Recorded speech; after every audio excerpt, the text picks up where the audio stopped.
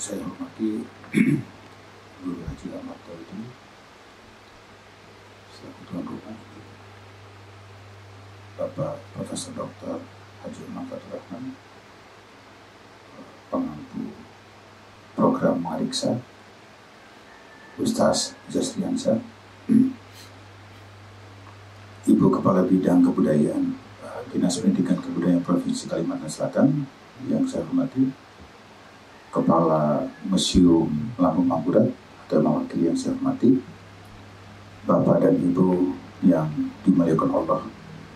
Alhamdulillah, pagi ini kita hadir di sini untuk menyaksikan bersama acara yang telah lama kami programkan, yaitu Mariksa, kerjasama dengan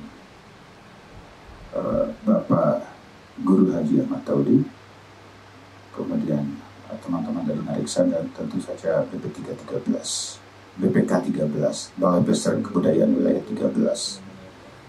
Kegiatan ini adalah bagian dari upaya kami untuk melakukan diseminasi hasil-hasil karya budaya yang beberapa waktu lalu telah kami lakukan bagian kecil dari upaya untuk menyelamatkan naskah yang ada di Kalimantan Selatan, khususnya karya-karya Muhammad Arsyad Al-Banjari. Secara keseluruhan kami telah menghimpun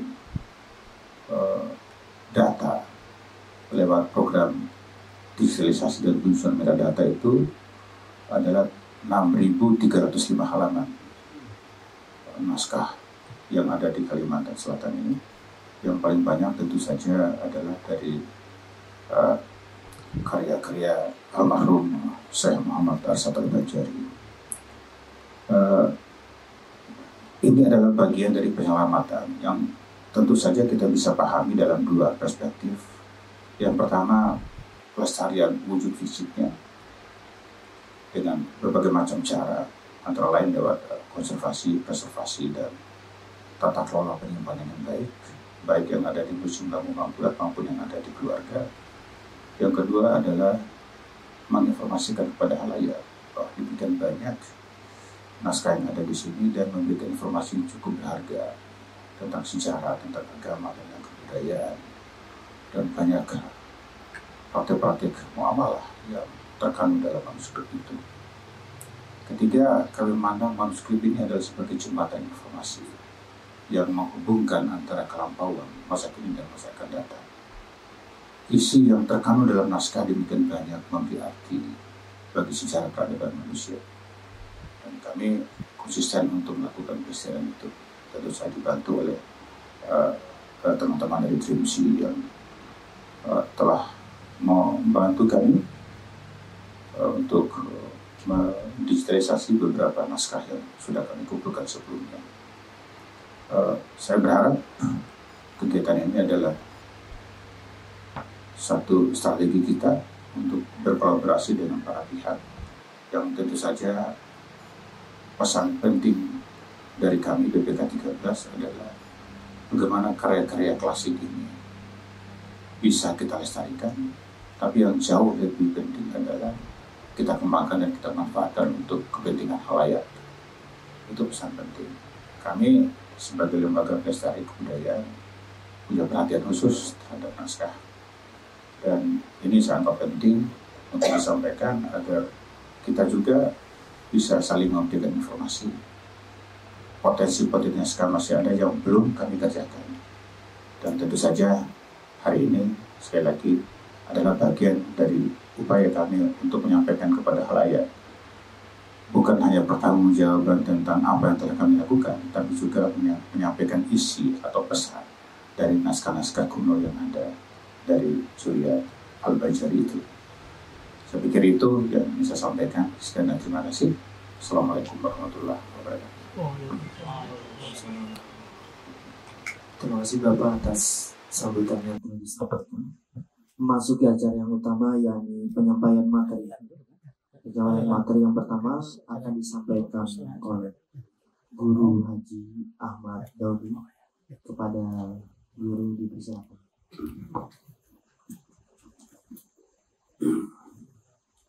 Assalamualaikum warahmatullahi wabarakatuh. Alhamdulillah wassalatu wassalamu ala Rasulillah wa ala alihi wa sahbihi wa man wala. Sebelum kita memulai membacakan kitab Sabila, kami selaku zuriat Syekh Asad Al-Banjari mengucapkan terima kasih yang sedalam-dalamnya atas kedatangan Bapak Prof. Oman, begitu juga Bapak Kepala Balai Pelestarian Budaya, Bapak Muslimin. Ini merupakan suatu kebanggaan yang luar biasa. Beliau ini ikut serta melestarikan dakwahnya Syekh Asad Al-Banjari. Sekali lagi kita mengucapkan syukran lakum, syukran ala dawam, marhaban bikudumikum. Dan setelah ini kita mulai sedikit membacakan muqaddimah daripada kitab Sabilul Muhtadin. Kemudian nanti diteruskan oleh akhina billah Ustaz Yasiransa, dan nanti penjabarannya nanti dengan Syekhuna Ustaz Profesor Oman. Marilah kita sama-sama mendengarkan pembacaan kitab Sabilul Muhtadin. Astaghfirullahaladzim, astaghfirullahaladzim, astaghfirullahaladzim. Al-Fatihah ila ruh hadrati Sayyidina Rasulullah Sayyidina Muhammad Abdullah wa alihi wa ashabihi wa azwajihi wa zurriyyatihi wa ahli baitihi ajma'in wa jamil habaib wa syarab wal awliya wa salihin وجمع مشايخنا ومعلمينا ووالدنا أجمعين خصوصا إلى حضرة سلطان الأولياء سيد الشيخ عبد القادر الجيلاني وخليفة سيد الشيخ عبد الكريم سمان المدني وخليفة جدنا الشيخ محمد أسد عبد الله البنجري ووصولهم وفروعهم وإلى حضرة الشيخ زين العلم بن عصمت البنجري والشيخ محمد شرون عبد الباني البنجري وشيخنا محمد زين عبد الغاني وسيد الشيخ سيد الوالد الحبيب محمد بن حسن بعبود وسيد الوالد الحبيب علي بن محمد بعبود ووالدي سيد حاجي محمد إرشاد بن محمد زين ووالد حاجي محمد سعيد مرزوقي وأصولهم وفروعهم وأن الله الكريم المنان الرحيم الرحمن يتغشاهم بالرحمة والمغفرة ويعلي درجاتهم في الجنة وينفعنا ويعزنا علينا من بركاتهم وأسرارهم وأنوارهم وعلومهم في الدنيا والدنيا والآخرة وبالنية أن الله يرزقنا العلم والعمل ويحفظنا من الزوء والزلل وأن الله يرزقنا التوبة والمغفرة والتوفيق والهداية والاستقامة وإخلاص النية وحسن الخاتمة في خير ولطف وعافية. وعلى هذه النية وكنة صالحة وعلى ما نوى به جدنا الشيخ محمد أسد البديع إلى حضرة النبي. الفاتحة. أعوذ بالله من الشيطان الرجيم. بسم الله الرحمن الرحيم. الحمد لله رب العالمين الرحمن الرحيم مالك يوم الدين إياك نعبد وإياك نستعين اهدنا الصراط المستقيم صراط الذين أنعمت عليهم غير المغضوب عليهم ولا الضالين. أعوذ بالله من الشيطان الرجيم. بسم الله الرحمن الرحيم. الحمد لله رب العالمين. اللهم صل وسلم وبارك على سيدنا محمد وعلى آله وصحبه أجمعين. أما بعد. سبحانك لا علم لنا إلا ما علمتنا إنك أنت الحليم العليم الحكيم. ولا حول ولا قوة إلا بالله العلي العظيم عزيز العليم عدد كل حرف كتب ويكتب أبد الآبدين ودهر الداهرين. رضي الله عنه وعنكم. وقال رضي الله عنه وقال جدنا مولانا الشيخ محمد أسد البنجري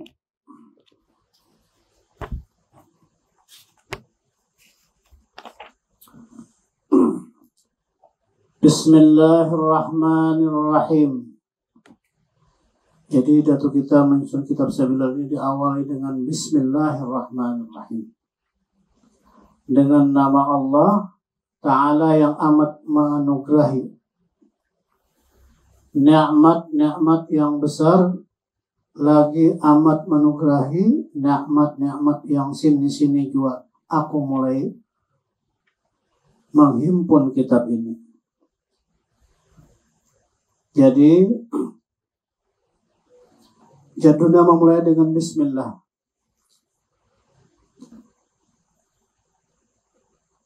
Menjelaskan tentang nikmat.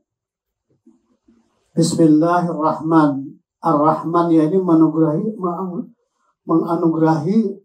nikmat-nikmat yang besar. Nikmat yang besar itu adalah seperti kita menjadi umat Nabi Muhammad sallallahu alaihi wasallam.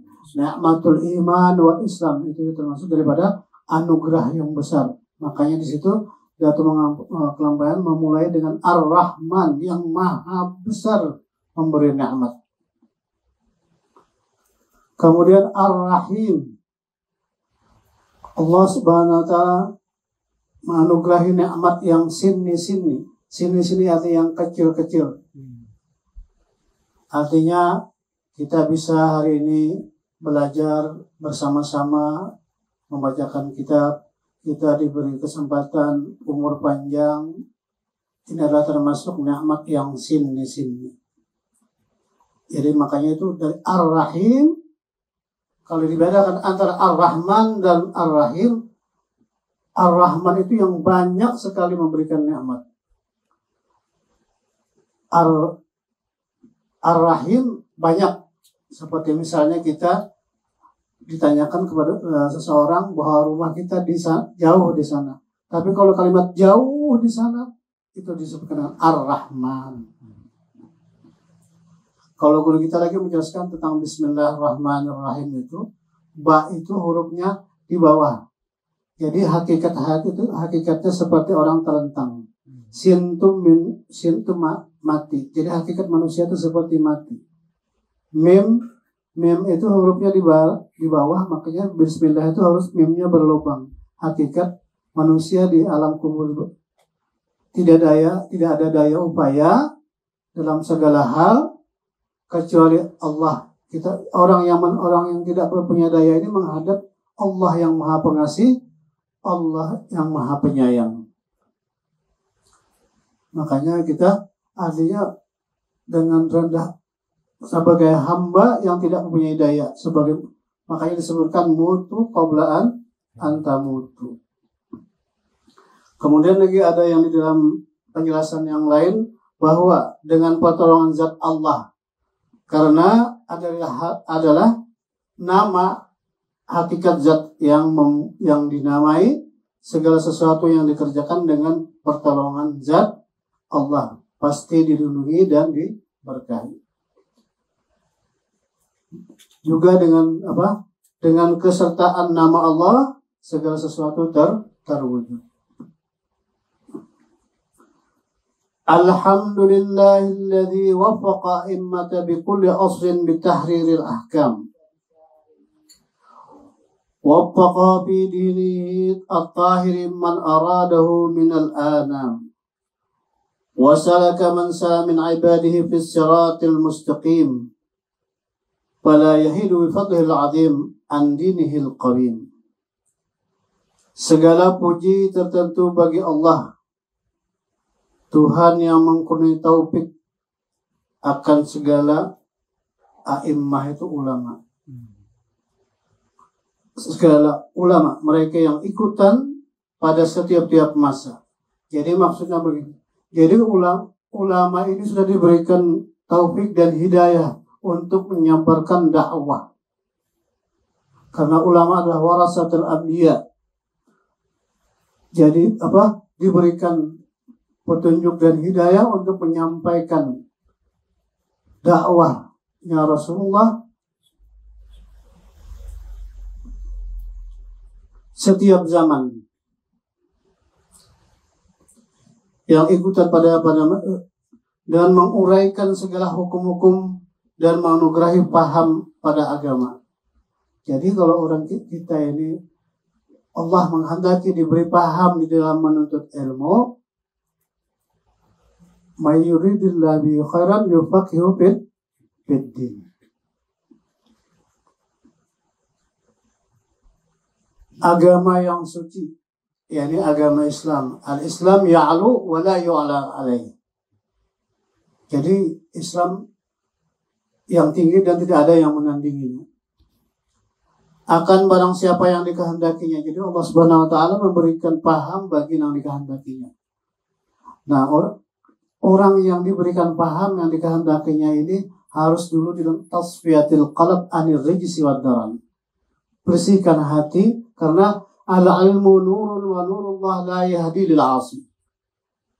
Ilmu itu adalah cahaya, dan cahaya Allah tidak akan memberikan petunjuk kepada orang yang melanggar. Dan istilahnya itu, kalau kita wadah kita, hati kita sudah bersih, maka ilmu itu akan masuk pada diri kita. Jadi tasfiyatul qalb. Tasfiyatul qalb ini dulu kita menjauhi daripada, dibersihkan hati daripada sifat-sifat mazmumah, sifat ujub, riya dan takabur, maka Allah akan memberikan petunjuk, memberikan paham. Dan kita adalah tawadhu. Jangan merasa diri kita ini lebih pintar, lebih mengetahui. Nah, kalau sudah bersih hatinya ini, maka akan masuk, akan paham. Yahdi ma yasha wa yaf'alu ma yasha.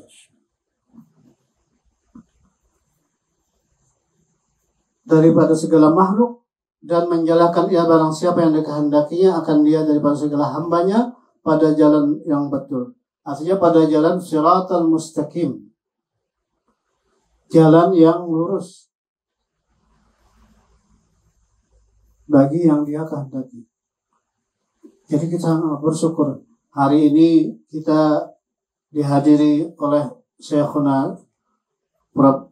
Omar dan juga Ustazna Yasriansah yang ikut serta dalam menyampaikan nanti tentang dakwahnya Jadduna Syekh Muhammad As'ad Al-Banjari.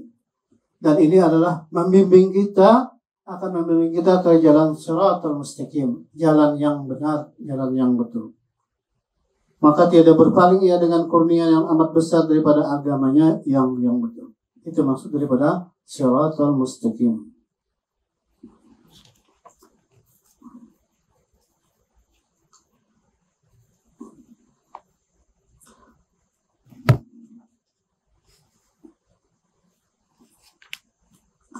Ahmaduhu ala man 'allamani wal muta'allimin wa ashkuruhu ma hadani wal muhtadin wa usalli wa usallim ala rasulil Muhammadil ladzi arsala rahmatan lil alamin.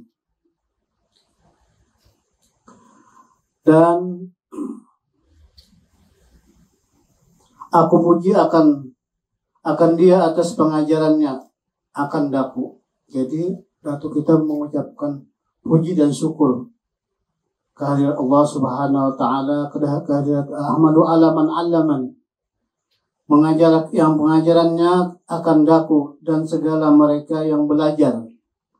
Dan syukurlah aku akan atas petunjuk akan daku dan akan segala mereka yang berulah petunjuk. Jadi sidin rendah hati, sifat tawadhu'nya luar biasa. Beliau mengucapkan terima kasih, bersyukur dengan nikmat orang yang memberikan pelajaran, memberikan pendidikan, memberikan arahan kepada jalan yang lurus. Beliau mengucapkan syukur dan nikmat.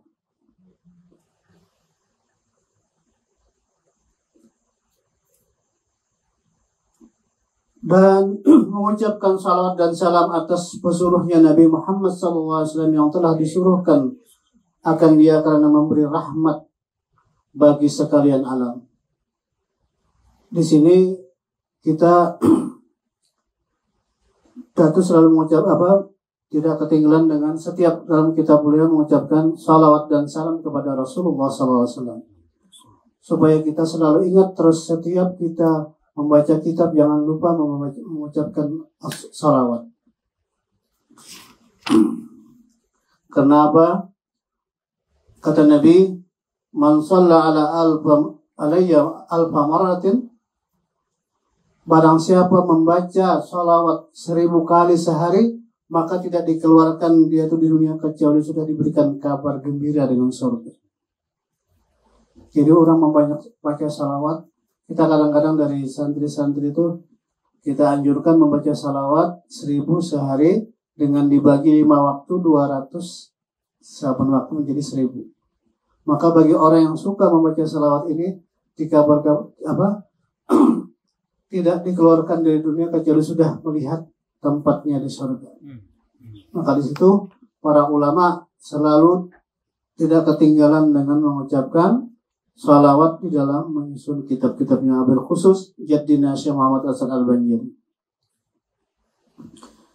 Dan atas segala keluarganya Rasulullah dan sahabatnya. Jadi luar biasa, keluarganya Rasulullah selalu di dalam doa, selalu di dalam setiap kaum muslimin membaca salat selalu tidak lupa mengucapkan wa alihi. Makanya beliau itu kalau sudah dia walaupun punya kesalahan, tapi kalau dia sudah kembali cepat sekali dikabulkan doanya. Karena senantiasa tidak lupa daripada umat muslimin mengucapkan wa alihi. Dan sahabatnya dan para sahabatnya luar biasa, al-mubasyirin bil jannah. Dan segala mereka yang mengikuti akan mereka itu sekalian. Mudah-mudahan kiranya menambahi Allah Ta'ala akan rahmat dan salam atasnya dan atas sekalian mereka itu rahmat dalam segala salam dan kekal keduanya hingga hari kiamat. Perkenankanlah kiranya olehmu hai Tuhanku, kemudian maka perkenankanlah olehmu hai Tuhan yang memiliki sekalian alam. Jadi Rasulullah rahmatan lil alamin. Ini contoh teladan yang luar biasa, penuh kasih sayang, penuh dedikasi yang luar biasa terhadap umatnya. Karena laqad kana lakum fi Rasulillahi uswatun hasanah. Benar-benar sudah ada contoh keteladanan Rasulullah terhadap umatnya. Maka marilah fakhuzu, maka kita ambillah keteladanan Rasulullah dan ketawaduannya, kerendah hatinya, dan kesabarannya di dalam segala hal.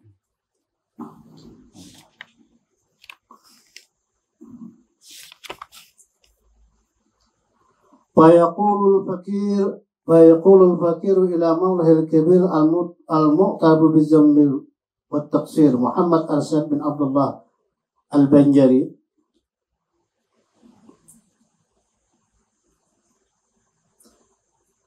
Adapun kemudian daripada itu berkata seorang fakir. Fakir ini fakir ilallah. Jadi kita ini fakir ilal Rasulullah. Kata Rasulullah fakir di sini fakir ilallah. Jadi sudah tentu kelampaian mengucapkan fakir ini fakir ilallah. Yang sangat berkehendak kepada Tuhannya yang maha besar. Jadi kalau orang fakir berarti berhajat kepada Allah. Fakir itu mengaku dirinya hamba. Setiap hamba itu berhajat kepada Allah Subhanahu wa taala. Yang mengaku dengan dosa dan taksir, mengaku banyak berlumuran dengan dosa dan banyak kekurangan. Ini kadang-kadang kita yang lupa akan dirinya baru mengenal satu alif sudah ana kada wa kada. Allah na'udzubillah min dzalik. Nah, lalu beliau mengatakan yaitu Muhammad Arsyad bin Abdullah Al-Banjari. Jadi nama beliau dari sejak kecil adalah Muhammad Arsyad bin Abdullah Al-Banjari. Ini buktinya dalam catatan beliau. Jadi tidak ada nama lain daripada Muhammad Arsyad Al-Banjari. Kita sebagai penulis nasab, terkadang banyak penceramah-penceramah ada mengatakan nama lain daripada Syekh Muhammad Arsyad Al-Banjari, maka yang mendengari datang dengan kita. Mana datanya kalau ada nama lain? Saya bilang, kalau saya mengatakan bahwa beliau adalah Muhammad Arsyad Al-Banjari, datanya sudah tercantum, ditulis oleh beliau, yang tercantum di kitab Sabilul Muhtadin.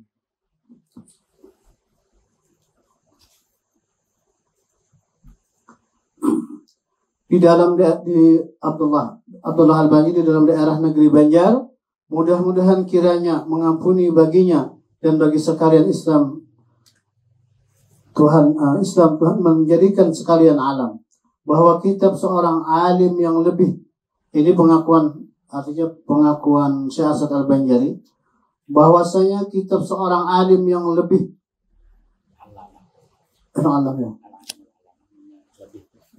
Al-Alimul Allamah, yaitu Syekh Nuruddin.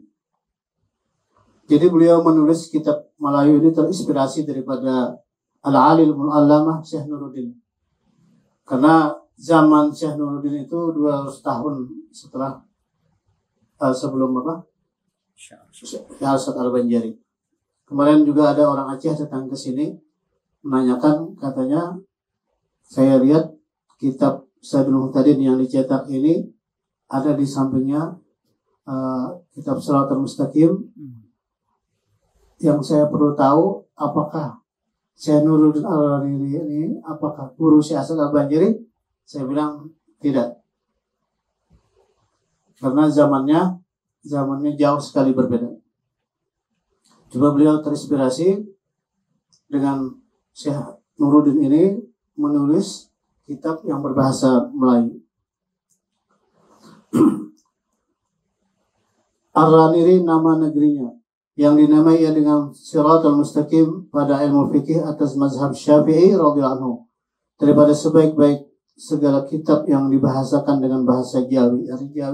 Jadi Bahari itu kalau di Makkah itu Jawi, artinya di Indonesia Melayu. Jadi Banjar termasuk Jawi. Jakarta masuk Jawi, Palembang masuk Jawi, tanah Jawi. Karena segala masalah yang diambil ia daripada beberapa kitab fikih yang berbilang-bilang istimewa pula, bahwasanya yang melengkapi atas beberapa nas dan nakal dikarenakan itulah ia telah mengambil manfaat dengan segala manusia, artinya menuntut ilmu. Manfaat artinya hadir seperti hari kita hari ini, sama-sama mengambil manfaat apa yang disampaikan oleh satu kita dan mendapatkan mereka itu akan dia dengan menerima dengan rela. Ya, kalau kita menuntut ilmu ini, kalau gurunya ikhlas, rela, muridnya ikhlas dan rela, maka akan masuk ilmu tadi, akan dibukakan futuhul alim. Akan dibukakan paham di dalam menuntut ilmu. Barang dibalas Allah Ta'ala kiranya akan mu'alifnya dengan semata-mata kurnia dengan pahala yang amat banyak dan dijadikan tempat kediamannya surga yang ke atas daripada surga yang bernama Firdaus di dalam akhirat. Kemudian saya tambah lagi sedikit. Talaba minni fi sanatin jazqa'in min sin al-hijra an-nabawiyah ala sabiha min رب الأفضل الصلاة وأزكى التحية الملك الهمام ذو الفطانة ورع التام صوب الذهن عزيز الأبهم صاحب التدبير على أهل بلاده البنجرية القائم بإصلاح الأمور الدينية والدنيوية سيدنا المعظم وقدوتنا المكرم مولانا سلطان تحميد الله من سلطان تمجيد الله تغمده تعالى برحمته وآدم الملك وملك ذريته. Jadi ini menunjukkan bahwa hubungan erat antara ulama dan umara dengan agar bisa ulama ini membimbing kepada umara, sehingga beliau tertanamlah antara beliau mahabbah, kecintaan antara umara dan umara, ulama dan umara, bisa sejalan di dalam menyampaikan dakwahnya. Itu raja. Beliau mengatakan Sayyiduna Mu'azzam wa Qudwatul Mukarram. Beliau memuji kepada raja pada waktu itu karena mahabbahnya raja ini dengan beliau. Meminta untuk dituliskan kitab Sabilul Muhtadin. Dan Akhirnya dengan permintaan raja tadi terbuatlah satu kitab yang bernama Sabil Muhtadin dan bisa menjadikan satu fatwa pada kerajaan Banjar pada masa itu dan menjadikan satu mahkamah syariah, maka bisa terlaksana dakwahnya melalui sultan pada masa itu. Jadi sekian dulu yang kita sampaikan, mudah-mudahan apa yang kita sampaikan bisa bermanfaat dan kita bisa memberikan paham berkat jadinya Syekh Muhtasar Al-Banjari. Selanjutnya kita mintakan Ustaz Yasir menjelaskan sebagian daripada isi daripada kitab Sabilul Muhtadin. Wabillahi taufiq wal hidayah. Assalamualaikum warahmatullahi wabarakatuh.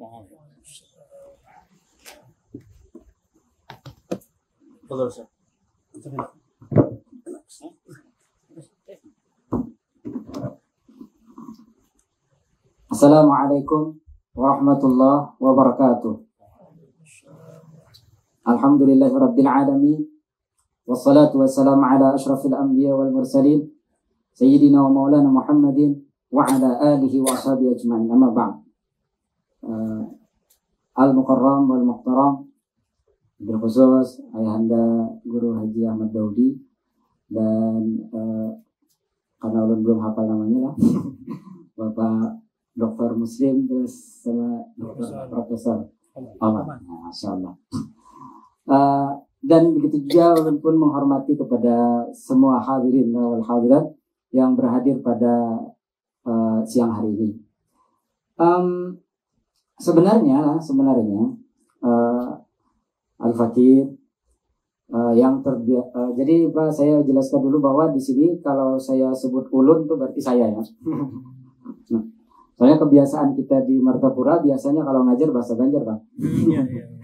Sama juga kan di sana. Sebenarnya Al-Fakir tidak layak lah untuk didapuk sebagai pengisi acara atau narasumber lah tentang kitab Sabilul Muhtadin, dikarenakan Al-Fakir ini masih terlalu muda dan terus lagi masih pengaji lah, masih talabul ilm ya. Ya walaupun kebetulan karena dulu beberapa tahun yang lalu sekitar 2016 Al-Fakir disarankan oleh guru kita yaitu Tuan Guru Haji Munawwar bin Ahmad Ghazali al-Ma'ruf dengan Guru Kuba. Itu beliau minta diberikan tahqiq dan takhrij lah kitab Sabilul Muhtadin karena waktu itu di bulan Ramadan 2016 mau dibaca di pengajian pasaran Ramadan. Nah akhirnya selesailah buku itu ditulis sekitar tahun 2016 dan dicetak untuk keperluan Majelis Ta'lim Rawdatul Anwar. Dan alhamdulillah juga berkat itu karena mungkin bentuknya tulisan, lalu alhamdulillah beberapa setahun yang lalu Al-Fakir juga diminta mengajar di Malaysia di Kedah, di Pedu Kedah, sekarang jadi Institut Nasiriyah, karena mungkin bentuknya tulisan. Padahal kalau di dalam pagar ini kumpulannya ulama Kampung Melayu dan Al-Fakir hubungannya dengan kitab Sabilul Muhtadin, belajar kitab Sabilul Muhtadin ini di Kubah di makamnya Syekh Muhammad Arsyad Al-Banjari sekitar tahun 2006 sampai 2000 hampir 2000-an, hampir 96 sampai 2000 hampir 2000-an lah. Itu yang pertama dulu yang mengajarkan adalah guru kita, guru besar kita yaitu Syekh Muhammad Zain bin Abdul Ghani al-Ma'ruf dengan Guru Ijai atau Guru Sekumpul atau Abah Guru atau Kai Guru. Cuman beliau kata beliau, cucu Datu banyak yang alim, anak zuriat Datu banyak yang alim, jadi gantian kata beliau. Nah sejak itulah lalu gantian. Jadi dulu yang sempat saya ingat ngajarnya itu ada Allahyarham Guru Hudari, terus Guru Masdar yang masih hidup hafizahullah, terus Allahyarham Guru Abahadul, di sini Allahyarham Guru Tuhan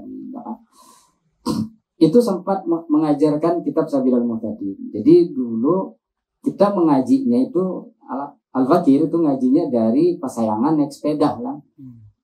Naik sepeda ke kampung, ke Desa Kalampayan. Itu mungkin perjalanan sejam lah kalau naik sepeda. Dan pulangnya biasanya sekitar jam 12:30 malam baru nyampe. Karena masalahnya dulu maulidan dulu, baru belajar. Jadi 11:30 baru selesai. Ya, ala kulli hal. Tapi sejak saya mengenyam pendidikan di Ma'hadul Ali Darussalam yang dipimpin oleh mudir kami, Allahyarham Kiai Haji Hatim Salman.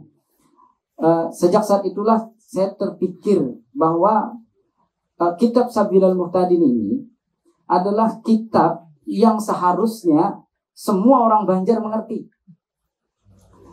Nah, problemnya adalah karena rentang waktu yang lama sekitar 200 tahun lebih ya, sekarang ini kan sekitar 200 tahun lebih. Jadi problemnya bahasa. Jadi dari bahasa Sabilal ini sudah banyak yang tidak digunakan lagi. Tambahan lagi di dalam kitab Sabilal itu sering menggunakan istilah-istilah Arab dan istilah-istilah usul fiqih. Nah, sehingga kalau orang mempelajari kitab Sabilal tanpa mengerti qawaid fikih, tanpa mengerti usul fiqih, maka yang terjadi adalah terkadang yang itu nama kitab itu malah diterjemah. Sebagaimana di dalam Khadim kata beliau. Di dalam Khadim itu Khadimur Rafi'i wa Rawdah, nama kitab yang ditulis oleh Imam Az-Zarkashi. Nah, inilah yang akhirnya menggerakkan saya dan ada juga lagi saat ini yang getol juga untuk menyelesaikan kitab Sabilal Muhtadin, yaitu adik kandung dari Guru Bakhir, yaitu Guru Abdus Salam. Nah, waktu itu kami sama-sama mengaji kepada Al-Alim Al-Fadil, yaitu murid daripada Syekh Yasin Al-Fadani, yaitu guru kami Syekh Ahmad Sya'rani Tayyib. Ketika selesai belajar biasanya kami ngobrol, kami rembukan, guru tahu di dalam kitab Sabilal itu ada beberapa masalah yang salah cetak. Ya, saya tahu. Tebak kenapa nggak dibahas? Masalahnya adalah kalau kita membuat edisi rat atau edisi yang kesalahan-kesalahan itu kita buka, maka yang terjadi adalah orang-orang yang tidak mengerti bahwa sebenarnya itu kesalahan cetak, bukan kesalahan dari pengarang, itu bisa jadi problem, bisa jadi polemik. Padahal kitab Sabilal ini Masya Allah lah, kalau kita banding untuk kitab yang berbahasa Melayu yang saya tahu dan saya punya, itu hanya satu kitab yang dikarang oleh Syekh Daud Al-Patani yang dengan judul Kasful Lisan, yang itu yang full lah, versi full hingga ke 4 rubu' daripada masalah fiqih sebagaimana yang disebutkan oleh Syekh Muhammad Arsyad Al-Banjari atau Datuk Kalampayan di dalam kitab Sabilal ini. Karena alhamdulillah Al-Fakir juga punya lah kitab Siratal Mustaqim yang mustaqil lah, yang terpisah dari kitab Sabilal yang biasa dicetak. Nah, inilah kitab yang menginspirasi beliau untuk menulis kitab Sabilal, yaitu kitab Siratal Mustaqim yang ditulis oleh Syekh Nuruddin Ar-Raniri. Beliau ini ulama besar asal Ranir, India. Nah, kemudian karena kedekatan beliau dengan salah seorang sultan di Aceh, kemudian dibawalah beliau ke Aceh untuk menjadi seorang mufti di sana. Dan kemudian akhirnya beliau menulislah kitab yang dinamakan dengan Siratal Mustaqim. Dan kitab ini kebanyakannya itu terinspirasi dari kitab Minhajnya Imam An-Nawawi, Minhaj Talibin yang dikarang oleh Al-Imam An-Nawawi, itu mukhtasar dari kitab Al-Muharrar yang ditulis oleh Al-Imam Ar-Rafi'. Nah, ini tapinya. Bedanya kitab Sabilal adalah kalau kitab Sabilal ini dikelaskan dengan kitab-kitab lain seperti misalnya kitab-kitab Arab, ini kelas kitab Sabilal ini sampai kepada Hasyiah Asyarwani istilahnya, levelnya. Kenapa? Karena memang beliau sebahagian mengambil daripada kitab Hasyiah Asyarwani. Dan di Muqaddimah beliau menjelaskan bahwa Sultan di zaman itu, Sultan Tahmidillah, itu meminta kepada beliau untuk dituliskan sebuah kitab yang itu jadi panduan bagi apa? Bagi orang Banjar saat itu. Negeri Banjar saat itu belum jadi kabupaten sekarang.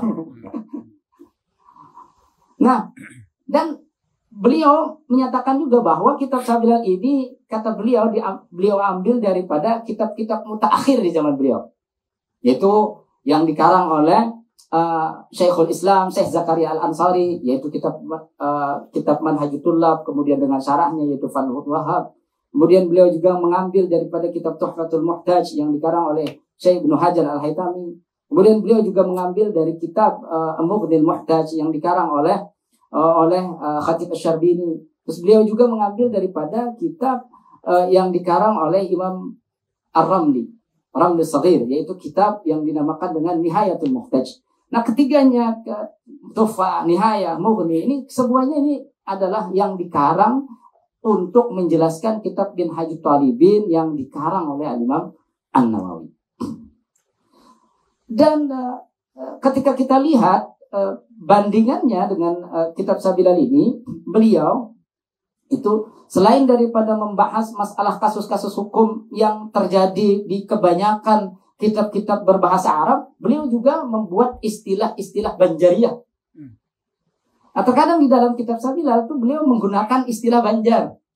Seperti misalnya beliau membuat ungkapan tertutup rakun gitu. Rakun itu bahasa Banjar itu awan, Pak. Bahasa Banjar kuno. Tapi kalau sudah generasi milenial dan generasi Z ini enggak ngerti, Pak. Taunya mereka cuma awan saja. Nah, itu beliau menggunakan istilah-istilah itu. Bahkan beliau membuat ungkapan musang pandan gitu beliau. Atau istilah tanggalungu. Musang pandan. Nah, jadi ini yang kalau di kitab-kitab Arab itu tidak ditemukan. Bahkan di dalam kitab Sabilal juga beliau mengadakan istilahnya, kalau dalam istilah fuqaha itu istiqra' lah. Riset, penelitian tentang, beliau menyatakan kalau nira dari pohon palem, anau, itu kalau dibuat cuka, menunggu dia jadi cuka, tidak pernah berubah menjadi khamar, kata beliau. Beda dengan nabid, beda dengan perahan anggur dan perahan kurma. Kalau perahan anggur dan perahan kurma itu kalau didiamkan saja dia sudah gas metanolnya dan menimbulkan jadi khamar dan bisa jadi memabukkan. Nah, sementara kata beliau, kalau membuat cuka, yang kalau kita bahasa Banjar lahang katanya, dari pohon hanau yang ada ijuknya itu, nah itu kata beliau menunggu dia jadi cuka setelah dijemur, itu menunggu perubahannya, setelah istilah dalam bahasa fikih itu namanya istihalah, itu tidak akan pernah menjadi khamar. Nah, ini yang kemungkinan yang diteliti oleh profesor dan para kawan-kawan yang mengaji kitab-kitab mengumpulkan lagi manuskrip, karena ini yang dinamakan dengan akulturasi budaya. Yang kalau kita banding dengan kitab-kitab Arab, itu sering kita susah menemukan ibarat yang sama. Nah, ini makanya kita bersyukurlah dengan saya pribadi lah, walaupun saya ini bukan orang asli Martapura, saya santri yang mondok di sini, kemudian akhirnya tinggal di Martapura dan mengajar di Martapura. Seharusnya kita orang Banjar itu jadi pokok rujukan.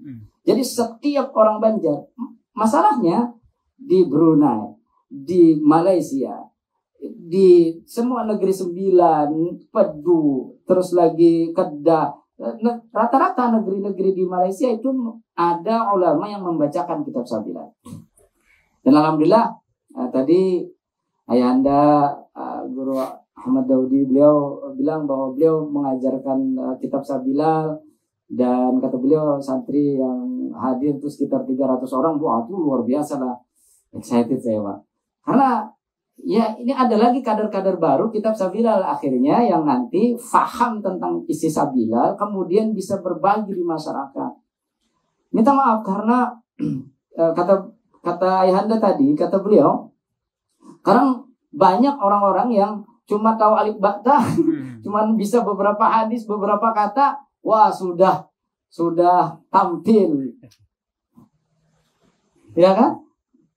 Ini problem. Padahal ungkapan Nabi kita sallallahu alaihi wasallam, tafaqahu qabla an tasudu aw tusawwadu. Wa qala sallallahu alaihi wasallam, faqih dulu baru nongol.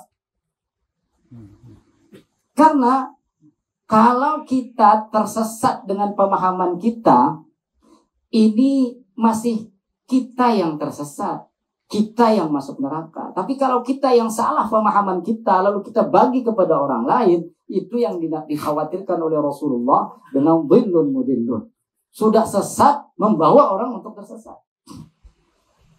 Makanya jangan heran ketika saat ini kita melihat banyaknya pelajaran-pelajaran ilmu-ilmu hakikat yang akhirnya sampai-sampai notabene mereka berani mengaku bahwa mereka adalah bagian daripada Tuhan atau manifestasi daripada Tuhan.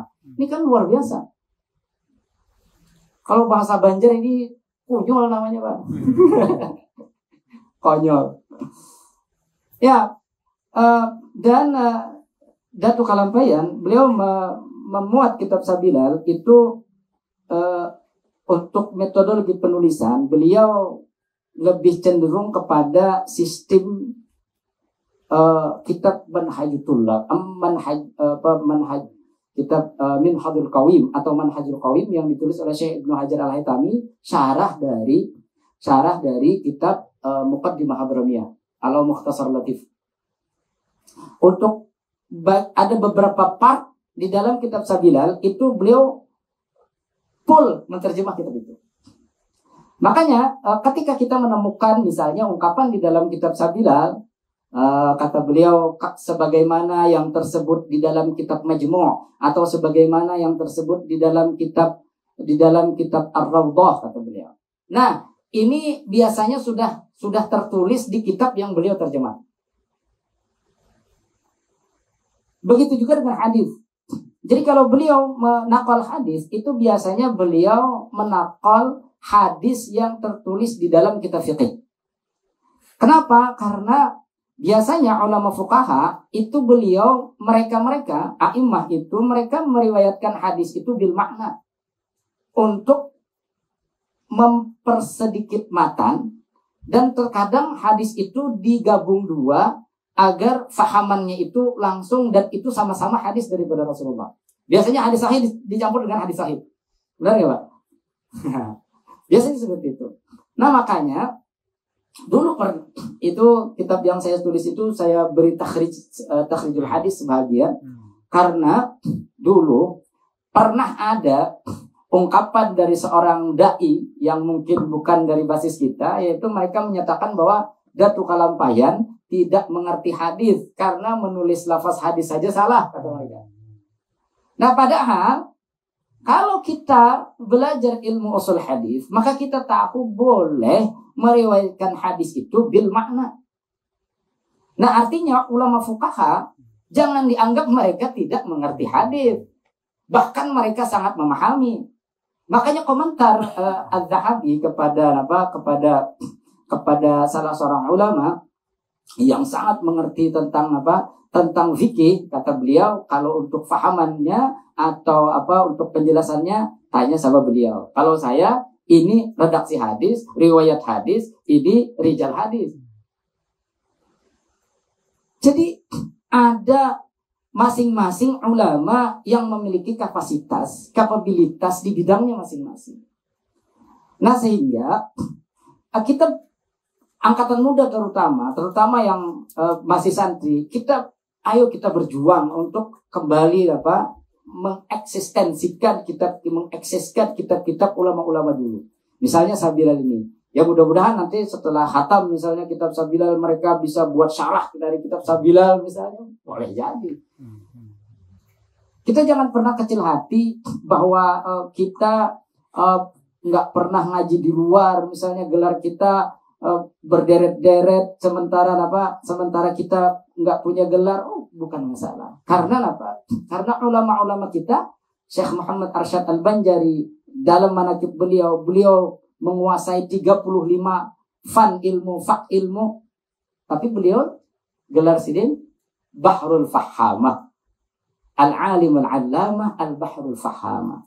Lalu sekarang kita punya gelar profesor, doktor dan sebagainya. Nah, kalau kita santri yang tak punya gelar, kita jangan kecil hati. Teliti saja, karena kitab itu tidak perlu gelar doktor. Kitab tidak perlu gelar doktor. Ulama-ulama dahulu, mereka setelah mereka meneliti, kemudian penelitiannya ditulis, sampai sekarang kita bisa menikmati. Nah, salah satunya adalah kitab Sabilal. Nah, di dalam kitab Sabilal juga, itu Datu, selain beliau mengikuti ritme penulisan kitab Siratul Mustaqim yang ditulis oleh Syekh Nuruddin Ar-Radir, beliau juga membuatkan sistemnya kayak khasyah. Jadi kalau menurut beliau penjelasan daripada Syekh Nuruddin itu terdapat ini masih kurang jelas kalau untuk masyarakat di zaman beliau, maka beliau beri keterangan tambahan. Makanya beliau sering membuat redaksi dengan sebagaimana yang tersebut di dalam Tuhfah, sebagaimana yang tersebut di dalam Nihayah, sebagaimana yang tersebut di dalam Mughni, kata beliau. Nah, maka dari sisi situ kita tahu bahwa beliau ini sangat aware, sangat peduli dengan masyarakat di zamannya. Bahkan sebahagian yang menurut beliau itu belum lagi bisa difahami atau tidak perlu difahami, maka ibarat-ibarat itu beliau persingkat biasanya.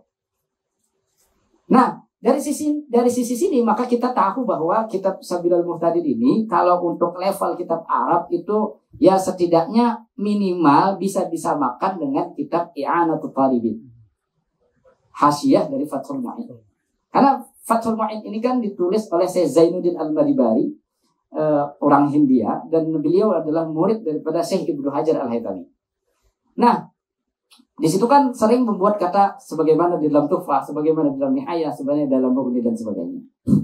Nah, makanya lalu kitab Sabilal ini jadinya penuh makna, penuh pemahaman, sehingga kita seandainya generasi kita saat ini dapat mengkonversi, mengubah bahasa Sabilal jadi bahasa yang kita mengerti saat ini, kemungkinan kalau orang menguasai kitab Sabilal Muhtadin sampai bab at-timah, sampai bahasan tentang tentang makanan, maka orang kita mungkin nggak perlu repot mencari fatwa. Ini boleh dimakan nggak? Ini boleh dimakan nggak? Enggak, karena sudah termaktub semua, sudah tertulis semua di dalam kitab Sabilal Muhtadin dengan pahamannya. Bahkan saat ini kan saya lihat kayak seperti fenomena orang umrah, orang berhaji. Padahal Padahal terkadang hadirnya untuk belajar manasik cuma sekali atau dua kali. Nah, sedangkan di dalam kitab Sabilal Muhtadin beliau menjelaskan dengan begitu rinci tentang macam-macam permasalahannya. Nah, ini jadi ya mudah-mudahan lah generasi-generasi Z sekarang ini mereka gigih untuk berjuang memahami karya-karya ulama kita Banjar terutama, dan kitab-kitab Arab, karena memang itulah biasanya yang kita pelajari di pondok-pondok.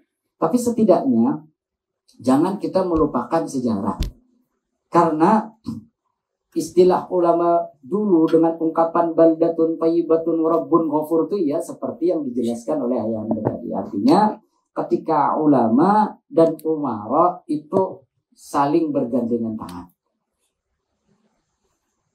Nah, dan di dalam kitab Sabilal itu yang tidak disebutkan oleh Syekh Nuruddin Ar-Raniri juga tentang masalah muqaddimah pembahasan fikih. Datuk Kalampayan beliau menyertakan ibarat-ibarat yang digunakan di dalam kitab Nihayatul Muhtaj, syarah daripada Minhaj, yaitu kata beliau ulama itu tradisi mereka membuat kitab fikih itu dengan membahas 4 rubu', 4 bagian daripada permasalahan fikih. Karena yang kita syukuri adalah kita sebagai ummatul Muhammadiyah, yaitu umatnya Rasulullah Sallallahu Alaihi Wasallam, kita dari kita bangun tidur sampai kita tidur selamanya tuh ada aturannya, ada prototipenya, ada yang harus kita pelajari, ada yang harus kita tiru. Karena kita, konsep kita sebagai orang Islam adalah sami'na wa ata'na. Dan ini dijelaskan oleh Allah Subhanahu wa taala di dalam surat Ali Imran. Allah Subhanahu wa taala berfirman, "Qul in kuntum tuhibbunallah fattabi'uni yuhibbukumullah wa yaghfir lakum dzunubakum." Jadi Allah Subhanahu wa taala menjelaskan, katakan wahai Muhammad, in kuntum tuhibbunallah, jika kalian mencintai Allah, fattabi'uni, ikuti bagaimana cara hidupnya Nabi kita sallallahu alaihi wasallam. Kalau kita mengikuti caranya hidup Rasulullah sallallahu alaihi wasallam, yuhibbukumullah, maka kalian akan dicintai Allah. Wa yaghfir lakum dzunubakum, dan Allah bakal mengampuni dosa kalian. Nah, makanya Datu menakal kitab dari kitab Nihayatul Mu'tad, bahwa kata beliau, ulama membagi fikih itu jadi 4 rubu', jadi 4 bagian. Ada dinamakan dengan fiqhul ibadah, ada dinamakan fiqhul muamalah, ada dinamakan fiqhul munakahan, ada dinamakan fiqhul jinayah. Jadi ini konsep kemungkinan seandainya saat itu beliau panjang umur, kemungkinan kitab Sabilal ini bukan hanya fiqhul ibadah. Karena dari mukaddimahnya beliau menjelaskan tentang pembahasan muamalah, tentang pembahasan munakahan. Nah, munakahan ada ya, beliau punya susunan tersendiri. Bahkan jinayat, hukum pidana dan perdata di dalam Islam. Karena menurut ulama, kenapa akal kita itu harus dibatasi? Karena ungkapan mereka dengan kuwatun nutqiyah, idraknya, kemampuan seseorang berpikir, akal kita menalar, itu harus terkontrol dengan apa? Dengan ibadah. Kalau orang ibadahnya bagus, sesuai dengan sunnahnya Rasulullah, sesuai dengan yang diterangkan ulama di dalam kitab-kitab fikih, maka nanti pikirannya bagus. Istilah orang wayah ini itu positive thinking, kan Pak? Jadi pikirannya sehat. Dan ada lagi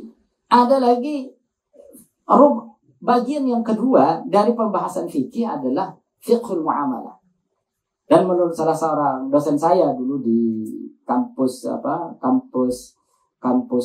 syariah di Pekaretan, Jakarta Barat, kata beliau, sebenarnya saat ini para santri itu harus sangat memahami dan menguasai tentang fiqhul muamalah. Karena saat ini kata beliau itu urgent. Kalau orang dulu tidak membuat kitab fiqhul muamalah, itu dikarenakan karena transaksi di zaman dulu itu masih terbatas. Belum ada ojek online, belum ada lagi COD, belum ada lagi macam-macam yang sekarang ini kita jalani. Sedangkan ini apakah sesuai dengan landasan fikih atau tidak?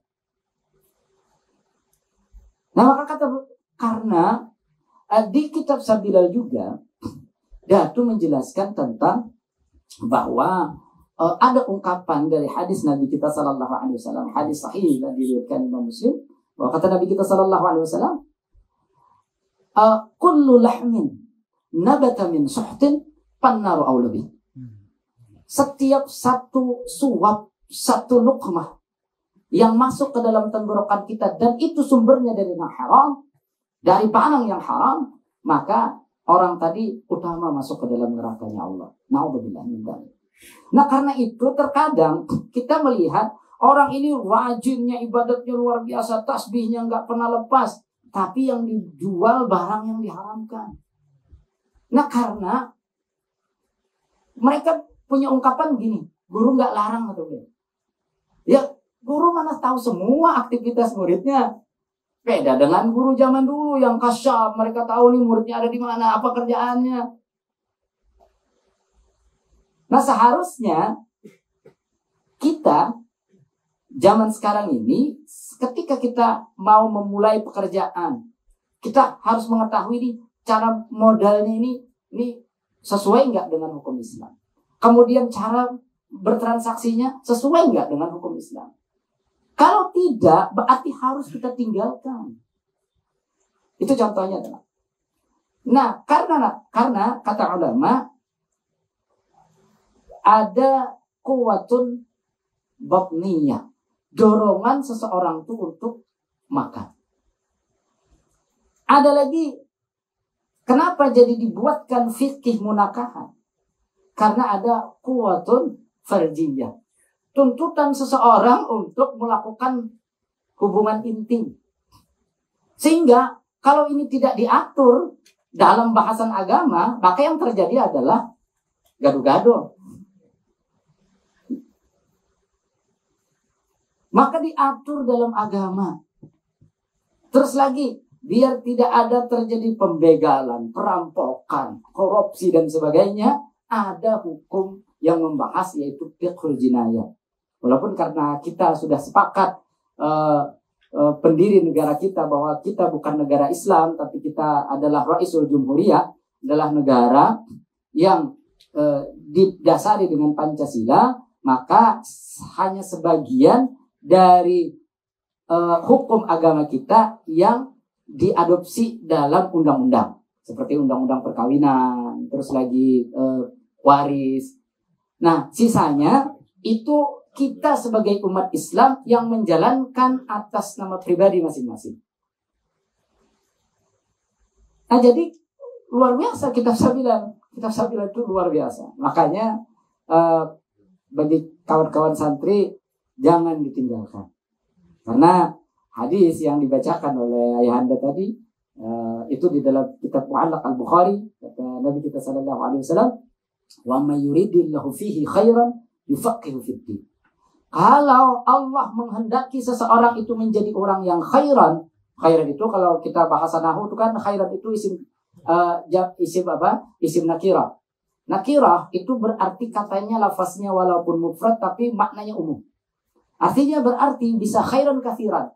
Khairan fid dunya wa khairan fil akhirah. Yufaqihu fid din. Adalah diberi pengertian tentang agamanya. Sehingga ketika dia mengerti agama, maka hidupnya itu selalu sesuai dengan koridor hukum syariat. Dan itulah mungkin yang diperjuangkan oleh al-alimul allamah al-bahrul fahamah Syekh Muhammad Arsyad Al-Banjari. Mungkin itulah mungkin yang bisa sekilas lah bisa saya sampaikan. Dan mungkin biar kita tahu sedikit lah bahwa alhamdulillah dulu saya belajar kitab Sabilan ini kepada guru Muaz, terus lagi juga belajar kepada guru-guru yang mengajar di Kubah atau di Makom dari Syekh Muhammad Arsyad Al-Banjari. Terus hubungannya itu secara sanad sebelum dulu berangkat ke Malaysia itu saya alhamdulillah sempat sowan kepada Al-Mukarram guru kami Mudirul Ma'had, yaitu Guru Hatim Salman. Jadi kata beliau, kata saya, bolehkah mengijazahkan riwayat dari Pian, dari beliau, terus lagi dari guru-guru yang lain, itu boleh aja kata beliau. Boleh kata beliau. Nah, jadi mudah-mudahanlah dalam kesempatan ini kita karena sekarang ini ada zuriat langsung dari beliau, ya saya mohonlah kepada Ayahanda Guru Ahmad Daudi untuk memberikan ijazah lah kepada kita yang hadir semua di sini, biar kita dapat manfaat lah, biar kita dapat manfaat daripada datuk beliau. Gimana, setuju? Nah, ya, mungkin kita serahkan kepada wal-afu minkum. Saya atas nama pribadi mohon ampun, mohon maaf seandainya dalam penyampaian tadi ada terdapat khilaf, terdapat kesalahan, baik itu yang disengaja atau tidak disengaja. Wal-afu minkum, saya serahkan kembali kepada Ayahanda Guru Ahmad.